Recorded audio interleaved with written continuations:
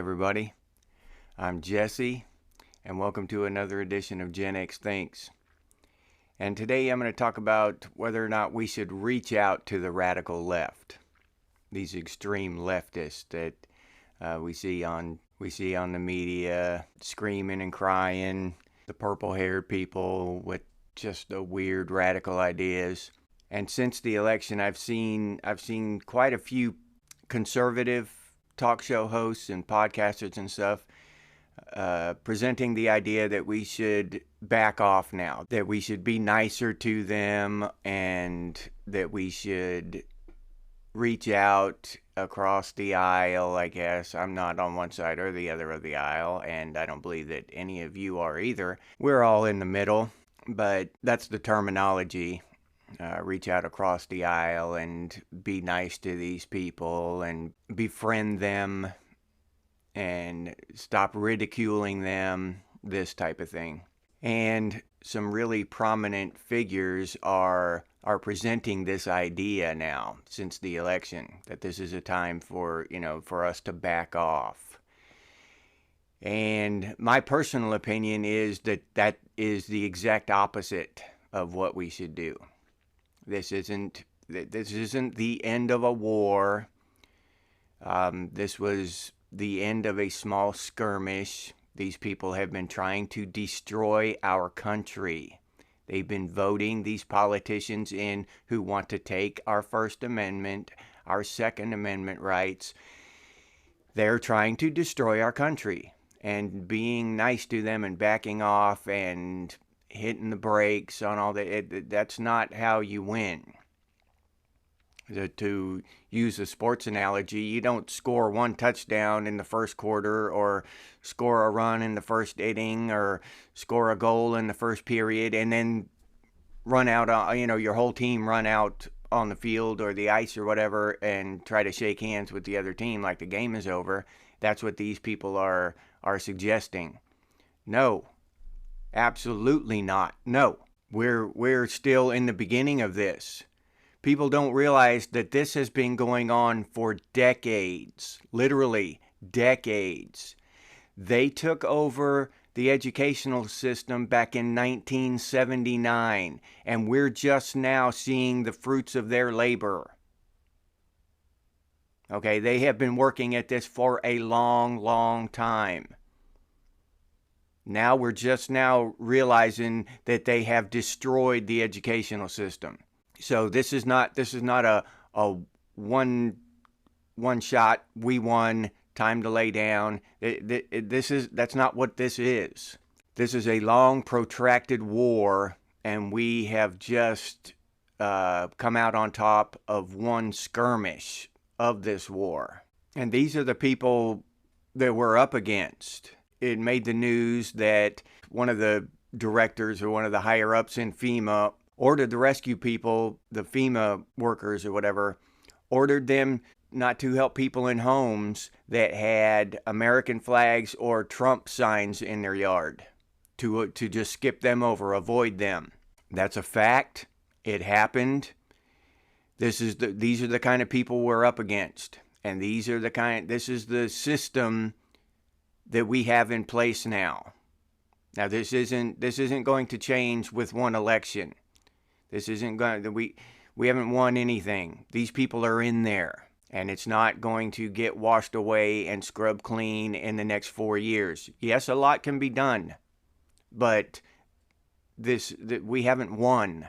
For lasting change, when you do score a goal, or MMA, when they knock their opponent down, they don't throw their hands up and start jumping around the ring. They leap on top of the person and try to finish the fight. Okay? But all we've done is score one good jab. We haven't even knocked them down yet. It's not even there. We're not even to halftime in this thing. And that's the mindset we need to get into. This is a long, protracted thing. We just now realized in the last 10 years or so what's actually going on. People are just now starting to wake up, and they need to wake up to the fact that this is a generational thing.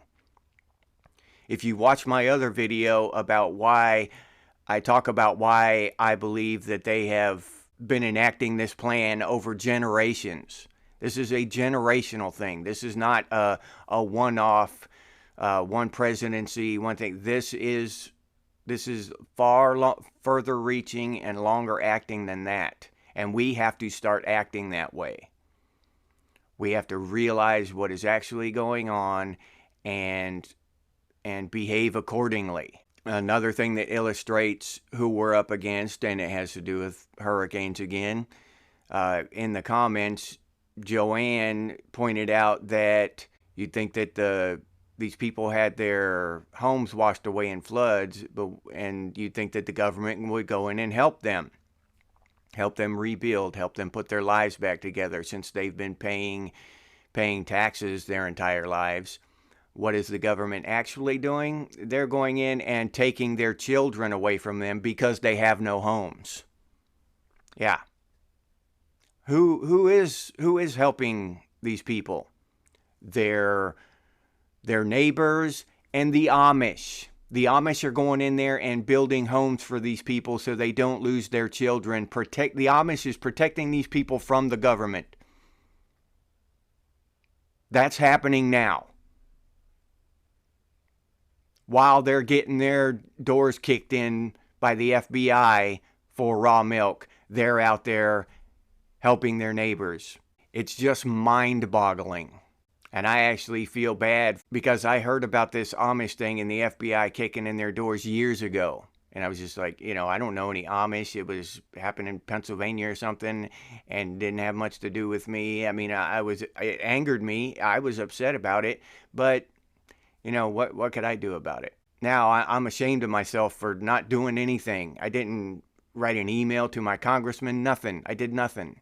And now I see that these Amish are going out there and building houses for people to protect them from the government's trying to take their children, trying to rip families apart. And then they want to cry about Trump wanting to deport illegals because he's tearing families apart. This is who we're up against. The hypocrisy, the lies, the double standards. And it's not going to end in one election. It's not.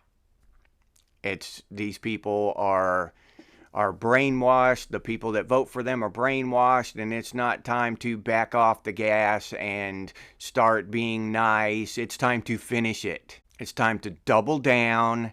It's time to realize what's really going on. It's time to open our eyes fully to what is going on in this country and in Western civilization. Because I'm sure that the same types of things are happening in Australia and the UK, across the world. I know they're happening in Canada. This isn't the time to sit back and pat ourselves on the back and reach out a friendly hand and all this stuff. This is the time to dig in and score again. Because the next election, I think, will be the most important one. If it goes to the Democrats, the left, the whatever you want to call them, all that shit, they've got us divided and separated in all kinds of different ways. But the far left, those lunatics, they're irredeemable in my opinion. They're gone. We lost them, the voters. But if they manage to cheat their way into another presidential election and win another presidential election, they're just going to undo everything Trump did. We need somebody who will add to what Trump has done, not erase it. We've got to keep up this amount of fervor, this amount of high emotion through the next 4 years and carry that into the future. We have to, or we're going to lose our country. These people aren't stopping. They keep this huge monstrosity of a federal engine just keeps chugging away and grinding away at our rights and grinding away at our health, grinding away at our border security, grinding away at our lives. And if we back off now, if we take the high road, if we do this and that, then we're going to lose it. And that's the thing. They will cheat. We can't cheat because we're the good guys. We can't. We can't cheat. We can't stoop to their level because we are the good guys. They're evil, they're liars, they're thieves, they're murderers, killers, poisoners, warmongers. These are the people we're fighting against. And we cannot take the darker, shadowy path. We're the good guys. We have to do everything honest, upfront, and do it right because we are the right. Right as in correct. And there's a lot more of us out there than we think, because the media is blasted with the left, right? That's all we see is left, weird, far left crap on the media all the time. And because anybody in the center or on the right is automatically silenced if they have any questions about the powers that be or what goes on, the government. But I just found out that all these celebrity endorsements Kamala Harris had during her election, she had to pay those people.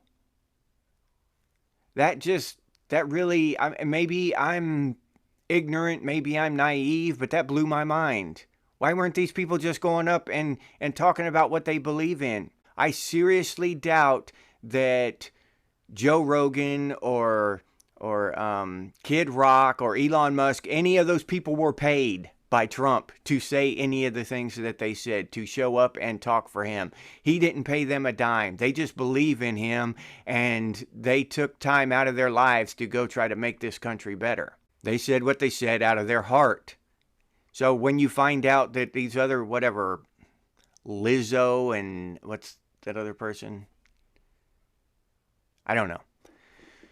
Whatever, I don't know those people, but whatever, they were paid millions of dollars to get up there and talk for Kamala Harris. Now, why did she have to pay them if they believe in what she's talking about and they actually think that she's going to make this country a better place? Why wouldn't they just do it for free, for the love of their country, for the love of her? But she had to pay him. A lot of money, a lot. Yeah. That blows my mind.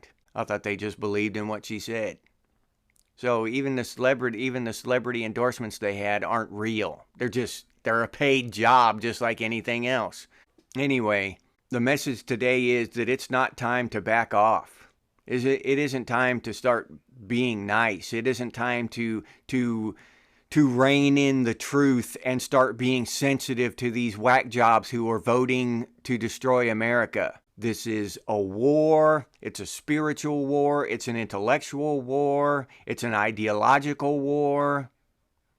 And wars aren't won with one small victory. Wars are won over long campaigns of decades. We've got to keep it up. We've got to put on more pressure, if anything. We've got to stay hyped up, emotionally charged for our country. We've got to make sure that the next person that runs on our side has the same values that we do.